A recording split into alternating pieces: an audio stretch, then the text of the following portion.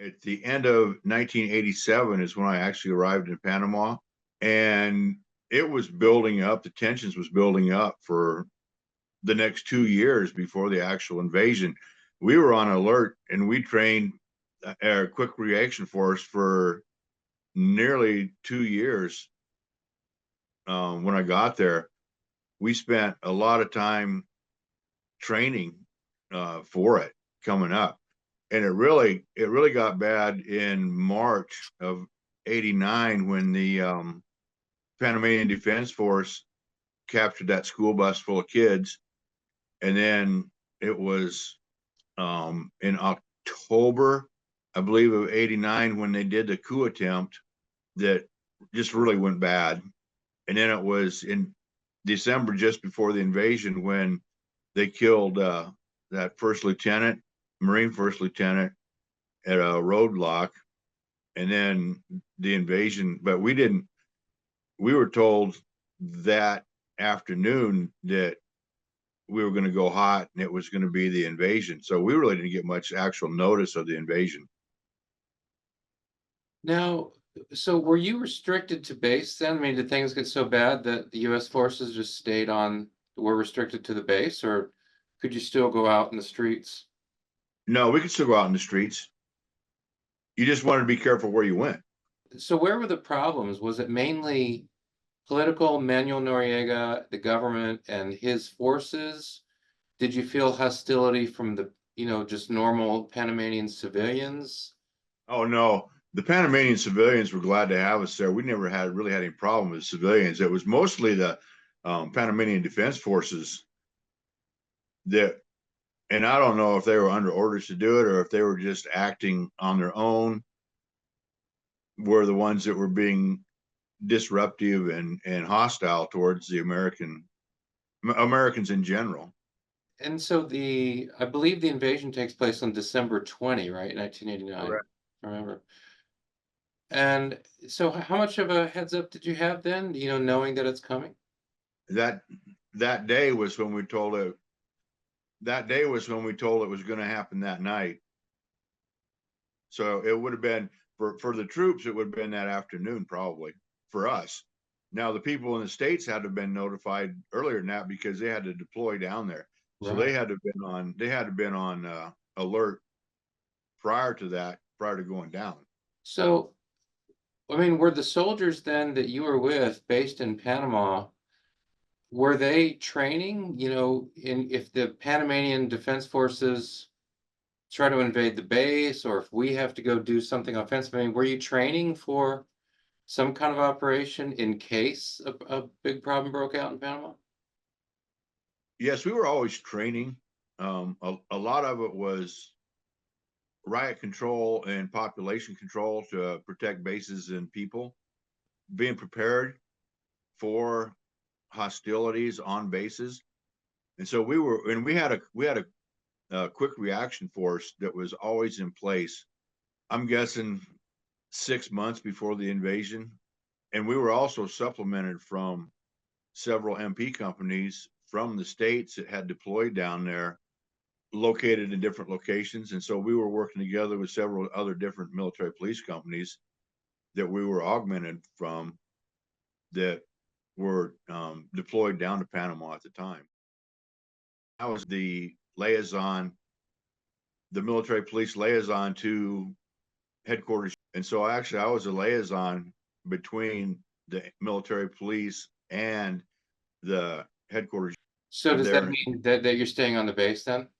I was, yes. Okay.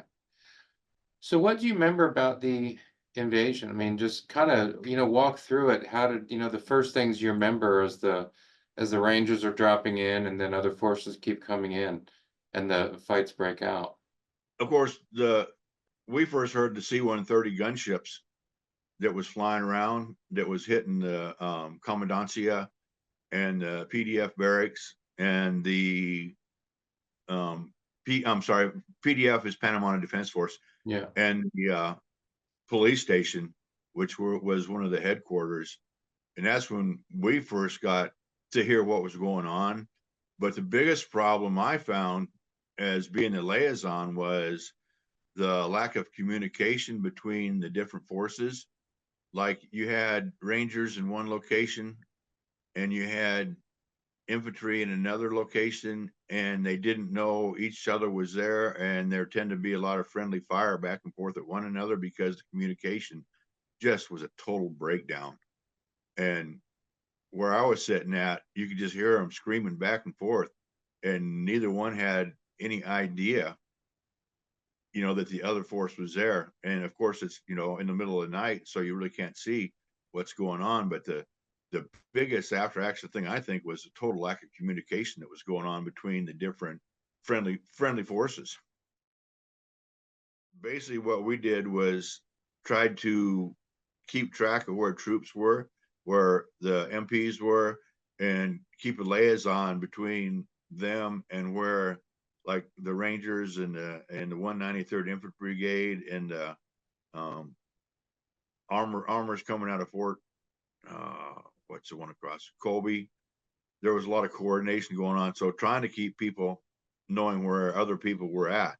We also had the MPs were in charge of securing the perimeters on what they call Ancon Hill, where a lot of the headquarters operations were going on. And so a lot of the MPs were stationed on like Fort Clayton, Fort Amador, Fort Colby, primarily for security forces around the bases, while the majority of the fighting was going on downtown in Panama City. And man, my memory's going over Fort Davis on the other side, on the Pacific Atlantic side. I'm sorry. Yeah. And the main memory you have at the beginning then, there was this lack of communication between the different army forces that had gone into Panama. Correct. How long did the fighting go on in Panama before things really quieted down? I think it was pretty much over with by the time the sun came up. The of course, the diehard Dignity Brigade, they were going to keep fighting, and there was still sporadic gunfire throughout Panama City during the daytime. But for the majority, a lot of the Panamanian defense forces were not real willing to fight and pretty much gave up. It was the Dignity Brigade that the ones that wanted to keep fighting. And like I said, it was pretty much over with by noon the next day. Wow. And how long was it before you left the base and you were able to get out and see what had happened? I left that morning, the 21st, morning of the 21st. So what did you see in Panama City, I'm assuming is where the fighting was. Correct. Yeah. That's where I was at in Panama City. There was um, places that had been bombed out pretty well that housed a lot of the Panamanian defense forces. The C-130s took out a lot of the major places, and of course, those things were pretty much brought to rubble. Now, when you went out into Panama City and saw the destruction from the fighting, were there many civilians around or had the civilians all taken off? Oh no, there were civilians everywhere. What did you pick up from them? Well, the civilians were glad to get rid of Noriega, so they were all pretty much pro-American. I mean, of course, cleaning up and trying to get businesses back to normal and things like that. But no, there were still Panamanian civilians out on the streets trying to recover from life. Yeah. But so your memory then is that before the conflict and after the conflict, there really wasn't a problem between the Panamanian people and the U.S. military, which had been in Panama, going back to the early 1900s. It'd been there for a few generations. So you didn't you in your perception, you didn't see a problem between the people of Panama and the U.S. military base down there. The problem was with the government of Manuel Noriega, and it sounds like you're saying the people of Panama had a problem with him too, and they were glad to see him go. Correct. I had seen several demonstrations of the people of Panama demonstrating against Manuel Noriega, and I can't remember if it was in Darrow or which one. I'm sorry, it was a long time ago. I think it was in Darrow, that they'd had the election and he won the election, but Noriega stayed in power or kept his guy in power. And so that's when a lot of the protests started going on with the Panamanian people, because they really wanted to get rid of Noriega. Caved in the roof of the warehouse there. Pacific. 60, unit 2. Shit, I had never been on this street before. Well, I have, but not this part of it. Unit 2, this is me, Bravo. Good location.